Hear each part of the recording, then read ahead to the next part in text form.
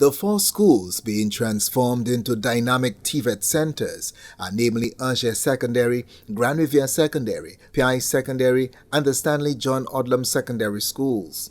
With the transformation of these schools, the Ministry of Education is seeking to achieve several goals, including providing a dynamic student-centered curriculum for diverse and inclusive education, establishing a work-based approach, aligning education with industry needs at local and international levels, enhancing human resource capacity and resilience through skill-based learning, and offering varied qualifications with multiple entry points to access these qualifications. The thrust of the TVET project, according to Education Officer for TVET Delthea Natram, is creating the groundwork for a highly skilled workforce that can spur innovation and sustainable growth across a range of industries by investing in the professional development of secondary school students. She spoke following a tour of some of the schools earmarked to become TVET-centered schools.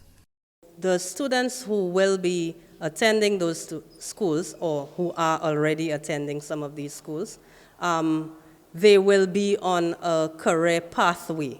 So there will be solid support for them, both in terms of their training needs, training them towards occupational areas, as well as an emphasis on developing the whole child, because you want to put out there the ideal worker who's imbued both with hard skills as well as those transferable skills that will allow them to not just attain jobs but to retain jobs.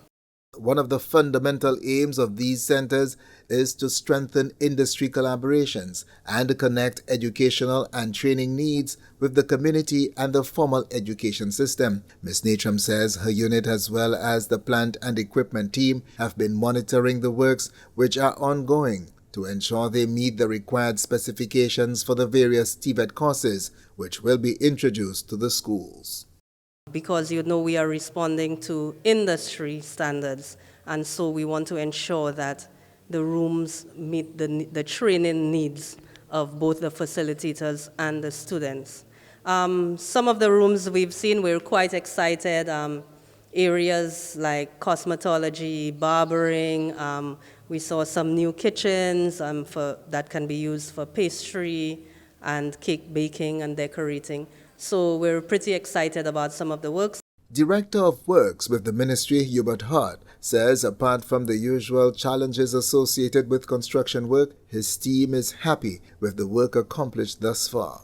We have had our challenges along the way in coordinating the different contractors, the different components of the work, like, the electrical and the different rooms, the different purposes for which those rooms are designed.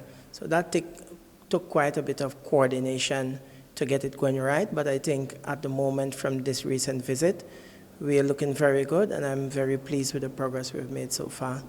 Mr. Hart says his team has taken into consideration the durability aspect of the accomplished work to ensure they are utilized by the students for years to come. We know that in recent years we've been facing some significant challenges with termites and termite infestation. We have tried to move away from using timber and using PVC board and concrete together. These are both materials that are highly resistant to any type of termite infestation.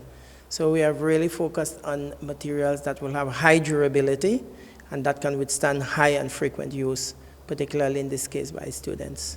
Ministry officials say with upgraded workshops, an industry-led curriculum, highly skilled teaching staff, and a focus on career-centered learning, students will be empowered and equipped for today's job market and beyond, with new capabilities to pursue entrepreneurial initiatives and further studies in specific occupational areas. From the Communications Unit of the Department of Education, Innovation and Vocational Training, I am Chris Satney reporting.